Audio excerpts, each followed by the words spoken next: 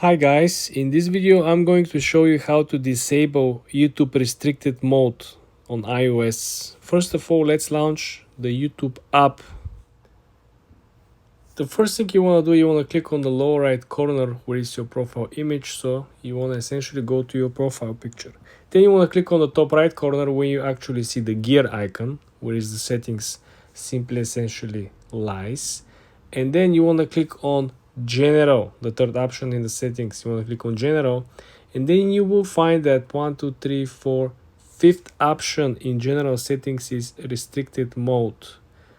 What restricted mode actually means: restricted mode essentially hides potentially mature videos that are for viewers above 18 age, right? No filter is 100% accurate, meaning that even if you have toggle in restricted mode, still we might see that type of content.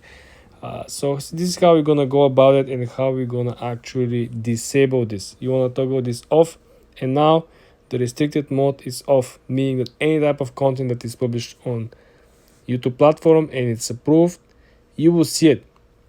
Might be scary, might be not appropriate for you, but simply because you have the restricted mode disabled, you're gonna be able to see any type of content, which in my opinion it has its own benefits and disadvantages.